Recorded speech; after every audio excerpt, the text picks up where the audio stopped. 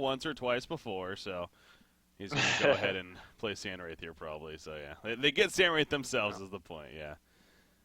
So. Oh, there's Magnus. So They blind ban the Gladiator as well, so they want to address the Cookies roaming Gladiator here. It did a lot of work last game, so we'll see.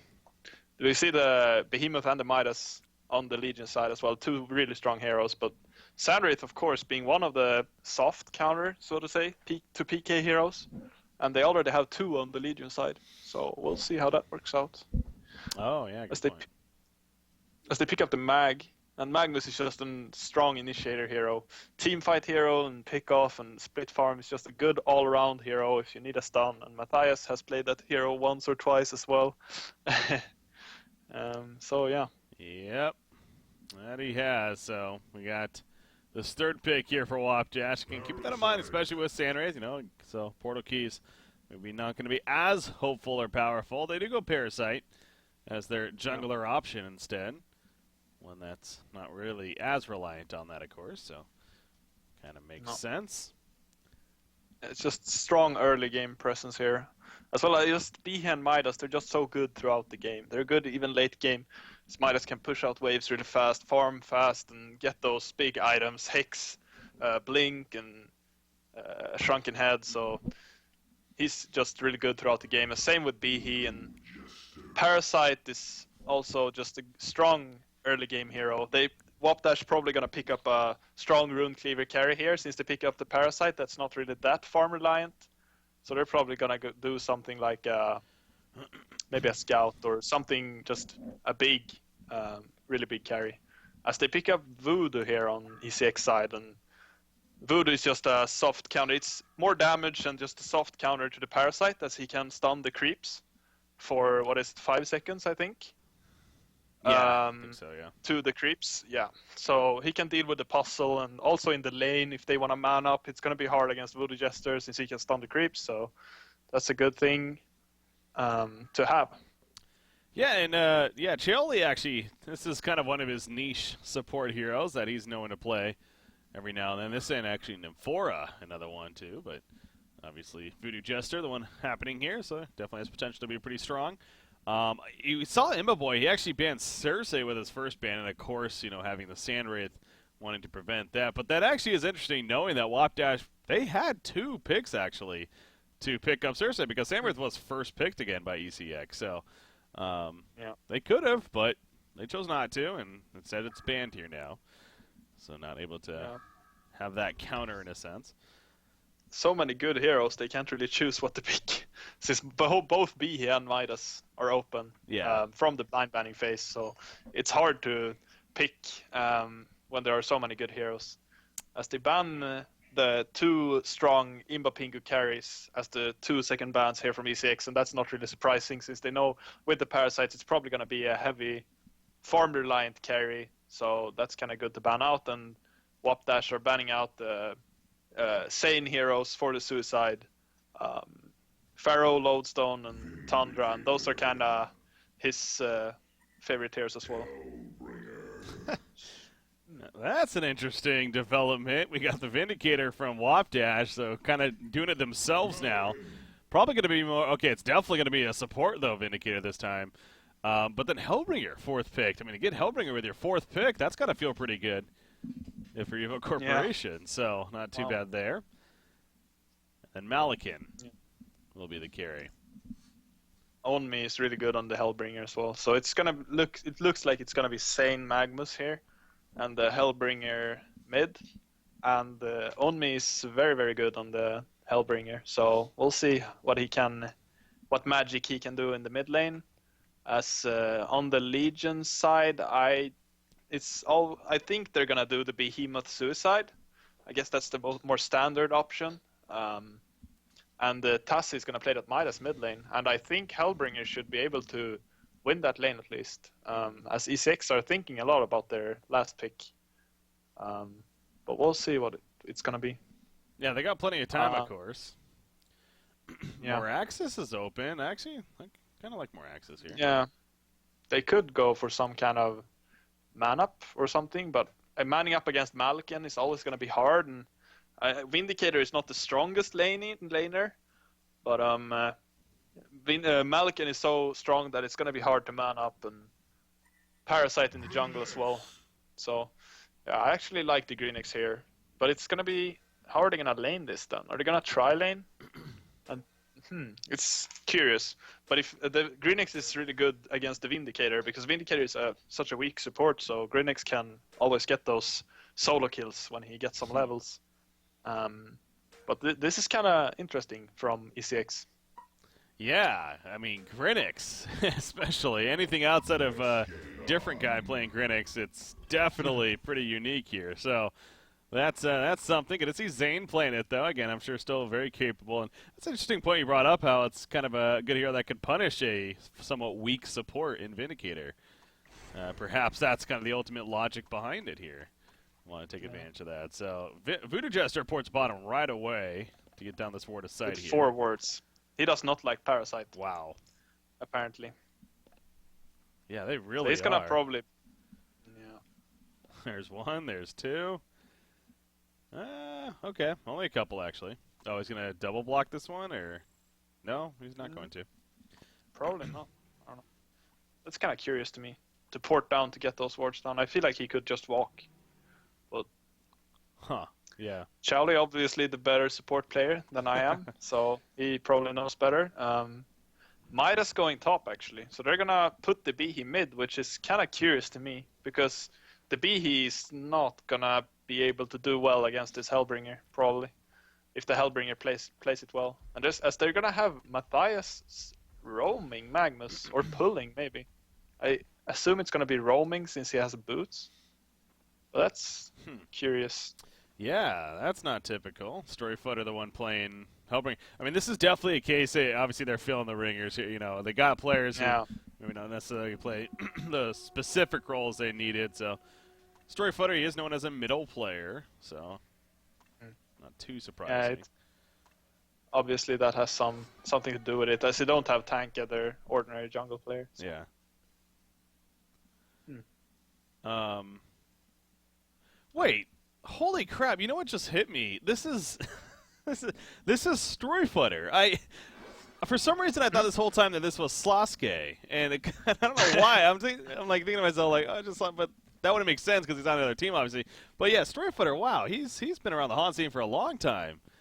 Yeah. He's played a. God, I'm trying to remember teams that he was on way back in the past. But anyways, point is, okay, it's good to see him. I'm just noticing that now. Yeah. Midas. Oh boy, he's dead. Probably? Yeah. Oh, okay, well. Good start. Always nice to... The Midas kind of want to win the top lane, or like his suicide lane. He wants to contest it, and it's going to be hard with this Magnus just zoning him out.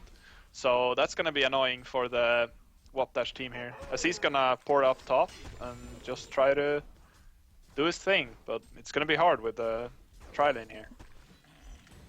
In fact, as you say that, you see Voodoo Jester right away coming back up here, and obviously Imbo Boy putting in plenty of auto attacks. So yeah, going to be a very tough task here for Cookies, playing that Midas up here, no doubt. So you mentioned Behemoth. It's going to be a tough matchup for him against Hellbringer, understandable. Now, to be fair, it was also a tough matchup with him versus Vindicator last game, and sure enough, he actually ended up doing very well. Yeah, he went the boots first even, so. Keeping that in mind at least. He's kind of used to this maybe. Being Tassi is a very capable mid player. He always gets his farm. He's a very good last hitter, so. Yeah. We'll see here. The bottom lane though, with the Greenix, he already has his Iron Shield, so we'll see if he can kill this Vindicator somehow. But he's probably gonna wait to maybe 5, 6, and try to punish him. Yeah, especially when he has his ultimate. I mean, it's so much damage he can put out because of the extra proc that he gets on his Nether Strike there, activating yet another ability. So on top of the ability itself, of course. So yeah, it's maybe wait till then if anything, but no doubt if he finds Vindicator kind of in the open, that's gonna be some nice food for him to go for that kill. So. Middle lane, speaking of food, Behemoth might be that. As a cocktail, it connects. And it's going to be a kill. Dot actually doing work there. Storyfooter credit for it. And now absolutely dominating this lane is good help from Voodoo Jester coming in. Obviously an advantage of having a Voodoo Jester as a roaming support. Grinix, meanwhile, okay, just harassing over here. It's going to be fine, though. So, yeah, Behemoth, that is going to be a little bit of a struggle now. As expected here, really. Hellbringer, 350 gold per minute. Obviously, very good start for him, so. Yeah. Grinix actually 270 gold per minute, and he's 0-0-0. He hasn't been involved in any kill, and he's 270 gold per minute on this suicide lane. That's actually really surprising. He's doing he's doing too well here for WOP Dash. They can't afford him doing this well, I think. No. As it reflects in the GPM chart, even though they have 2 kills, it's another maybe 700 gold. Just Grinix is doing. That because Grinix is doing so much better than the Midas that's suffering. Yeah. I wasn't watching the whole time down here, obviously, but the couple times I did, it didn't seem like Vindicator was really even trying to harass. It seemed like she was like, or he's off maybe even stacking some jungle, or maybe helping Magnet, or not Magnet, but Parasite for whatever reason. And I wonder if that has to do with, he kind of knows that he is somewhat food here for Grinix, that he doesn't want to get too close. Yeah. And then get killed in response. But yeah, I mean, that goes to then Grinix now being 16-0. Creep Farm down here at the bottom lane. Pretty damn good as you're getting at, so. Yeah, that's a line you have to dance as the support. You can't just. This is what happens if you don't address him at all. As Vindicator, maybe just wait and look at him. But top lane Midas dies again. But yeah, as I was getting at, if you don't address this Grinix at all, as he's going on Vindicator, but he's gonna snowball if you just don't do anything about him. So you have to like play.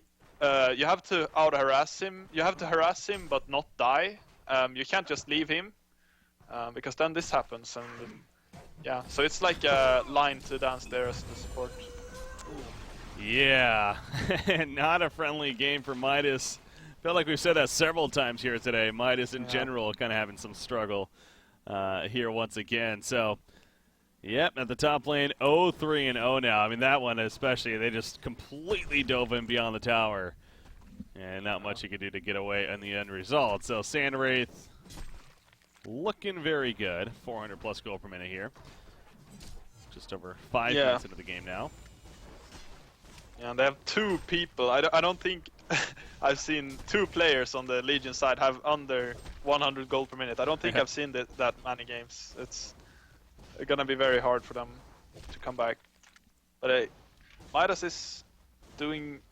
He's level 3. As soon as he gets his 4, maybe he could make something happen mid with Behemoth. But Behemoth is also kind of struggling, or Matthias being everywhere with this Magnus, just controlling the game. It worked out really well with the Magnus pick here. Yeah. Absolutely has been. You see him in the middle here. He is being patient, waiting for maybe poking out here in the middle. Of course, Malphus ready to go. In fact, there it's going to be used. Sandwraith ulti's in, or just the illusion at least for now. Okay, yeah, he did ulti in, and easy kill on a Behemoth. Magnus coming at the last second as well. So Malphus used very appropriately. Gets another kill, this time on a Behemoth, who's, again, you see the deaths here. It's 5-0 start here for ECX. 3 of them on Midas, 2 of them on Behemoth. So they're really locking down the initiators, especially, of this Legion side. And there's that kill for Grinix here at the bottom lane. Voodoo Jester assisting with this one. Now Grinix trying to help his teammate. Malikan chasing down, though. Pops the ultimate and will secure that kill on a Voodoo Jester. Grinix, however, going to be fine as he stalks away. So that's good for Malikan, though, and he is the one shining star right now for WOP Dash here. Yeah, he's doing well. Kind of curious, talking about the item progression here. I'm not really sure. I guess in this part of the game, everyone is just trying to get their boots and their build-up items. But we'll see. Sandwraith going the ball. He hasn't really picked up any runes, but we'll see if he can get maybe a double damage or a haste and just use his ultimate to get a kill or 2 with that. But as Grinix is smoked here in the mid lane. Oh yeah, he's got the illusory assault here, the ultimate of his. He's gonna be coming out of it, but Vindicator gonna run right into him. There's the ultimate activated, the illusory assault. Nice totem, though. It does cause issues for Grinix, but not enough. Down goes Vindicator. Now Grinix running, however, with Behemoth coming over as well. Pops the health potion. Can the Behemoth? No, he cannot land the fissure. Just out of range. Meanwhile, top tower, by the way, going down. And, oh, by the way, Midas dead yet again. So 8-1 hero kill lead now in favor of ECX. 4,600 gold lead now. You might be saying to yourself, you know, this is pretty similar to last game with the leads here early on for ECX, remember. But there is a lot of differences at the same time. The biggest one being Sandwraith is a hero that will farm very well, continue to do so, and take off as we saw last game even. So ECX is in a good spot here. Yeah, one could argue that WOP Dash is in ECX position last game, that they have to hit this timing and they need to start rolling early on and getting, because ECX can take this late for sure. Oh, as they're going bottom. Oh yeah, Malikan thought that he had a kill chance. Little did he know this was somewhat of a trap here. They do kill Voodoo Jester, but actually Malikan is going to fall. Yeah, he did not expect all these heroes to be here. As Face Hug, is it enough? Maybe one auto attack. No, he can't even get it off, and now Parasite diving too much is going to survive, however, takes over the Hell Cannon. So Behemoth running in. Going to maybe go for this kill on a Magmus, actually, but nope, just not enough follow-up once again. So the middle tower, meanwhile, going down as Hellbringer. Says, you guys have fun down there. I'll be doing my own thing. And takes out the middle lane. Tower, that is. So the momentum continues. And obviously, killing Malikan even just excels that further. Malikan, the one shining star, as we said earlier, now has that death on his stats now. So 350 GPM, still not bad, but not the direction he wants to be going in. He actually buys a life tube here. Yeah. That I'm interested in what it turns into. Going for the Elder Parasite, probably. Okay. It's one could argue there are two routes as Malikan to go. As Midas is in trouble here, top again. Yeah. Yeah. But as I was saying, you could go Elder Parasite into Shield Breaker just for full damage, YOLO, kind of a YOLO build, or you could go for the conventional Whispering Helm into Insanitarius. This game I would like to see the Whispering Helm Insanitarius simply because there's gonna be fight mid now. Hellbringer, he does have Malphys, yes he does. Magmus actually lining up for a stun, but the fear effect from Malikan kind of causes some issues. Malikan does get the stun off Grinix here as well. They get the kill onto Behemoth, that eruption being used. And they did lose Hellbringer, but they get the 3 kills in response. Midas trying to come in, maybe get some transmutes off, get some turn kills. Unfortunately, got there late. He ends up dying to it. It's a genocide for Evil Corporation. I didn't think it was going to be that bad, or that one-sided, to be honest. But, yeah, you already see WOP Dash kind of even throwing the point out that this one might be over here. They're just not connecting. Top 6 hit. Yeah.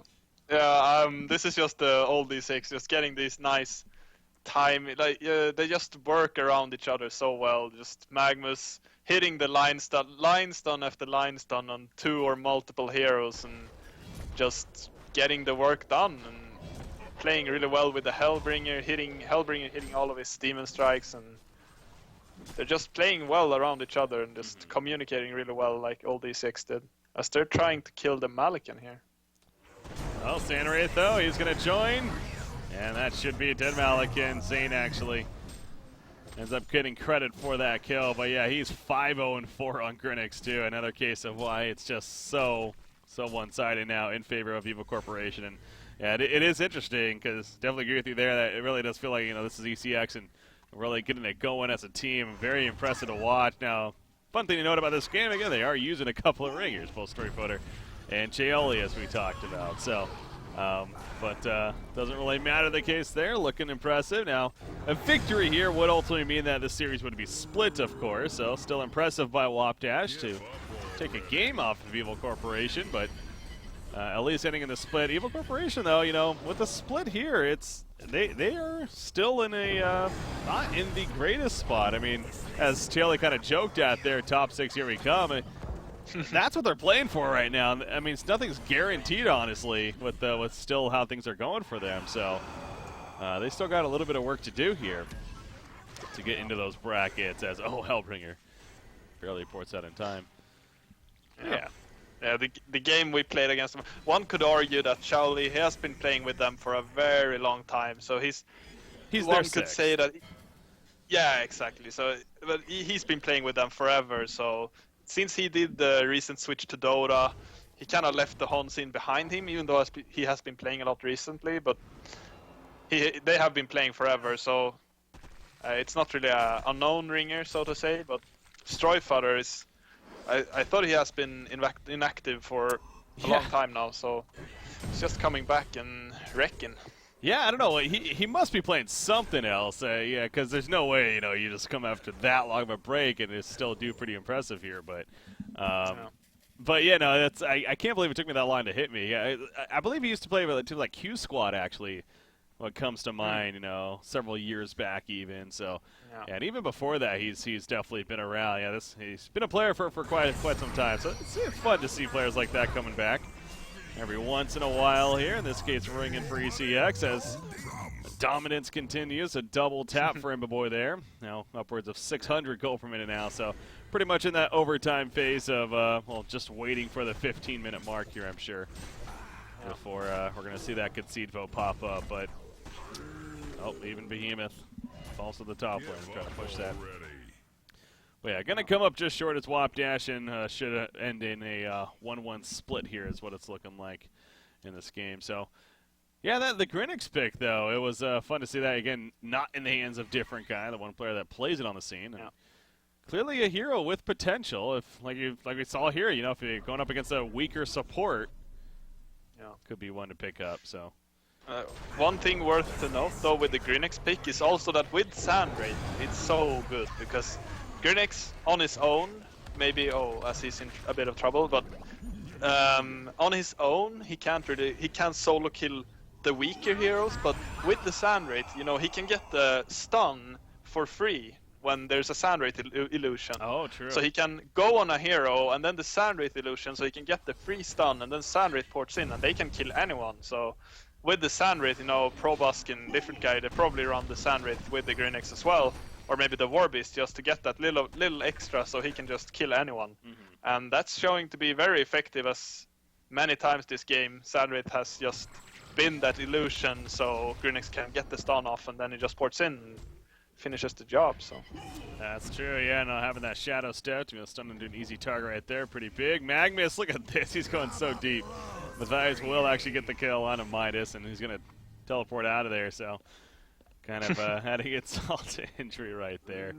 As, Tassi also gets picked off here. The dot, it looks like. Cursed ground, a little too strong.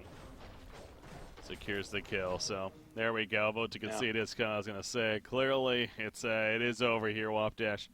Just a matter of actually throwing in the towel here and officially conceding, so.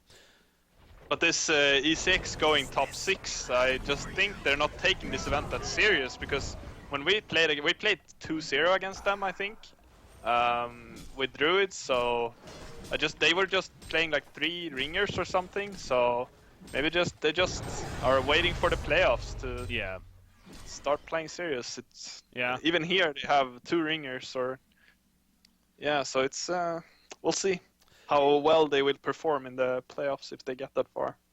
Yeah, no, I mean, I understand that. Again, I'm not trying to fool myself or anyone. That again, there's not a lot on the lines in these events, and it is drawn out over a little bit of time here, again, with the playoffs and the World Finals even being pushed back a little further than it was last year. So, but it is what it is, and at least they have the event in the meantime, and ideally they have a full team, but at least they had a team enough to show up and play their matches. So I can't really complain there in the end as far as what they're doing here. So, but I am upgrading the standings right here to show for you guys as far as how things now look after this result, which it will put WOP Dash actually at 5 points now, and Evo Corporation, they will go to 4 points. So again, they each move up a point, so WOP Dash even stands slightly ahead of Evo Corporation.